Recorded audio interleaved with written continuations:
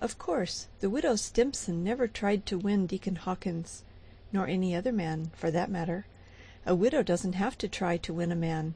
She wins without trying. Still, the widow Stimson sometimes wondered why the deacon was so blind as not to see how her fine farm, adjoining his equally fine place on the outskirts of the town, might not be brought under one management, with mutual benefit to both parties at interest. Which one that management might become was a matter of future detail. The widow knew how to run a farm successfully, and a large farm is not much more difficult to run than one of half the size. She had also had one husband, and knew something more than running a farm successfully. Of all of which the deacon was perfectly well aware, and still he had not been moved by the merging spirit of the age to propose consolidation. This interesting situation was up for discussion at the Wednesday afternoon meeting of the Sisters' Sewing Society. For my part, Sister Susan Spicer, wife of the Methodist minister, remarked as she took another tuck in a 14-year-old girl's skirt for a 10-year-old, "For my part, I can't see why Deacon Hawkins and Kate Stimson don't see the error of their ways and depart from them." "I rather guess she has," smiled Sister Poteet, the grocer's better half, who had taken an afternoon off from the store in order to be present. "Or is willing to," added Sister Maria Cartridge, a spinster still possessing faith, hope, and charity, notwithstanding she had been on the waiting list a long time. "Really now," exclaimed little Sister Green, the doctor's wife, "do you think it is the deacon who needs urging?" "It looks that way to me," Sister Poteet did not hesitate to affirm. "Well, I heard Sister Clark say that she heard him call her Kitty one night when they were eating ice cream at the Mite Society," Sister Candish, the druggist's wife, added to the fund of reliable information on hand.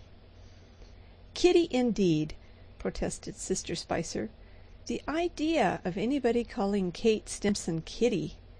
The deacon will talk that way to most any woman, but if she let him say it to her more than once, she must be getting mighty anxious, I think." "Oh," Sister Candish hastened to explain, "Sister Clark didn't say she had heard him say it twice." "Well, I don't think she heard him say it once," Sister Spicer asserted with confidence. "I don't know about that," Sister Poteet argued.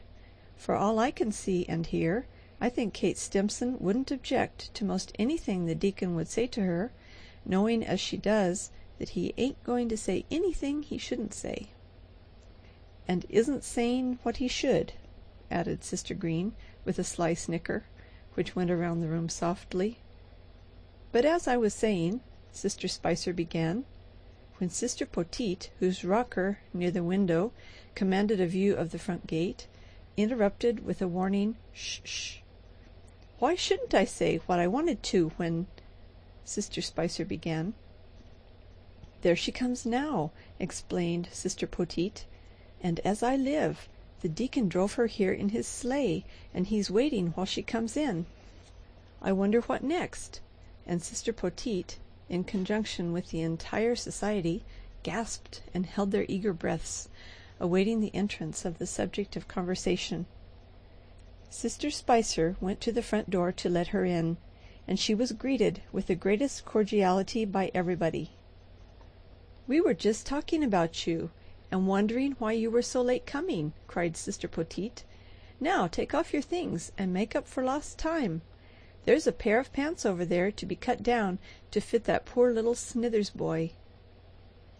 The excitement and curiosity of the society were almost more than could be borne, but never a sister let on that she knew the deacon was at the gate waiting.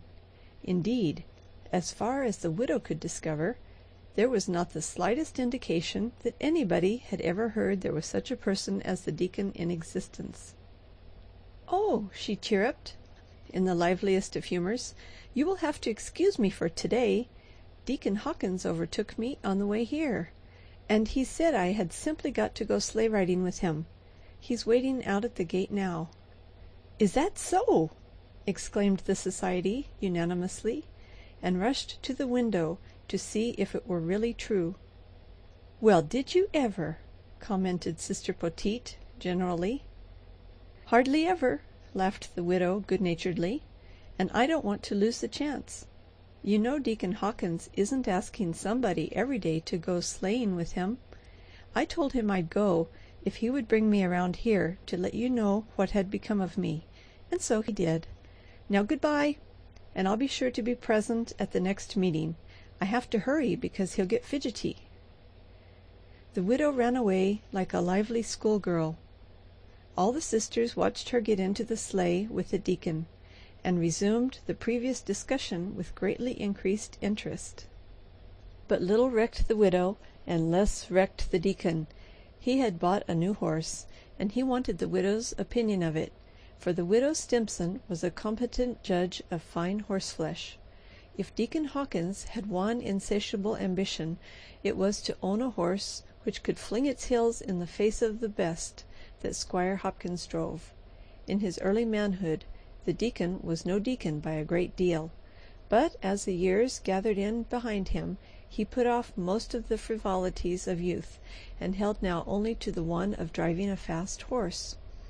No other man in the county drove anything faster except Squire Hopkins, and him the deacon had not been able to throw the dust over. The deacon would get good ones, but somehow never could he find one that the squire didn't get a better. The squire had also in the early days beaten the deacon in the race for a certain pretty girl he dreamed about, but the girl and the squire had lived happily ever after, and the deacon, being a philosopher, might have forgotten the squire's superiority had it been manifested in this one regard only, but in horses too, that gravelled the deacon. "How much did you give for him?" was the widow's first query, after they had reached a stretch of road that was good going, and the deacon had let him out for a length or two. "Well, what do you suppose? You're a judge." "More than I would give, I'll bet a cookie." "Not if you was as anxious as I am to show Hopkins that he can't drive by everything on the pike." "I thought you loved a good horse because he was a good horse," said the widow, rather disapprovingly. "I do, but I could love him a good deal harder if he would stay in front of Hopkins' best." "Does he know you've got this one?" "Yes, and he's been blowing around town that he is waiting to pick me up on the road some day and make my $500 look like a pewter quarter." "So you gave $500 for him, did you?" laughed the widow. "Is it too much?" Hesitated the widow, glancing along the graceful lines of the powerful trotter. "I suppose not, if you can beat the squire." "Right you are," crowed the deacon. "And I'll show him a thing or two in getting over the ground," he added with swelling pride. "Well, I hope he won't be out looking for you to-day with me in your sleigh," said the widow, almost apprehensively, "because you know, Deacon, I have always wanted you to beat Squire Hopkins." The deacon looked at her sharply. There was a softness in her tones that appealed to him, even if she had not expressed such agreeable sentiments. Just what the deacon might have said or done after the impulse had been set going must remain unknown, for at the crucial moment a sound of militant bells of defiance, jangled up behind them, disturbing their personal absorption, and they looked around simultaneously. Behind the bells was the squire in his sleigh drawn by his fastest stepper, and he was alone, as the deacon was not. The widow weighed 160 pounds net, which is weighting a horse in a race rather more than the law allows. But the deacon never thought of that. Forgetting everything except his cherished ambition, he braced himself for the contest, took a twist hold on the lines, sent a sharp, quick call to his horse, and let him out for all that was in him. The squire followed suit, and the deacon. The road was wide, and the snow was worn down smooth. The track couldn't have been in better condition. The Hopkins colors were not 5 rods behind the Hawkins colors as they got away. For half a mile it was nip and tuck, the deacon encouraging his horse, and the widow encouraging the deacon, and then the squire began creeping up. The deacon's horse was a good one, but he was not accustomed to hauling freight in a race. A half-mile of it was as much as he could stand, and he weakened under the strain. Not handicapped, the squire's horse forged ahead, and as his nose pushed up to the dashboard of the deacon's sleigh, that good man groaned in agonized disappointment and bitterness of spirit. The widow was mad all over that Squire Hopkins should take such a mean advantage of his rival. Why didn't he wait till another time when the deacon was alone, as he was? If she had her way, she never would speak to Squire Hopkins again, nor to his wife either. But her resentment was not helping the deacon's horse to win. Slowly the squire pulled closer to the front.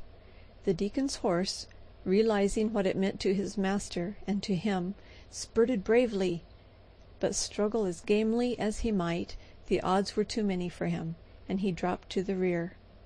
The squire shouted in triumph as he drew past the deacon, and the dejected Hawkins shriveled into a heap on the seat, with only his hands sufficiently alive to hold the lines.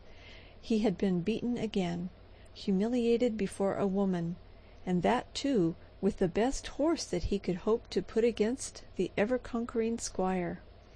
Here sank his fondest hopes. Here ended his ambition. From this on he would drive a mule or an automobile. The fruit of his desire had turned to ashes in his mouth. But no, what of the widow? She realized, if the deacon did not, that she, not the squire's horse, had beaten the deacon's, and she was ready to make what atonement she could. As the squire passed ahead of the deacon, she was stirred by a noble resolve. A deep bed of drifted snow lay close by the side of the road, not far in front. It was soft and safe, and she smiled as she looked at it, as though waiting for her. Without a hint of her purpose, or a sign to disturb the deacon in his final throes, she rose as the sleigh ran near its edge, and with a spring which had many a time sent her lightly from the ground to the bare back of a horse in the meadow, she cleared the robes and lit plump in the drift. The deacon's horse knew before the deacon did that something had happened in his favor, and was quick to respond. With his first jump of relief, the deacon suddenly revived. His hopes came fast again. His blood retingled. He gathered himself, and cracking his lines, he shot forward. And 3 minutes later he had passed the squire as though he were hitched to the fence. For 1/4 of a mile the squire made heroic efforts to recover his vanished prestige, but effort was useless, and finally concluding that he was practically left standing, he veered off from the main road down a farm lane to find some spot in which to hide the humiliation of his defeat.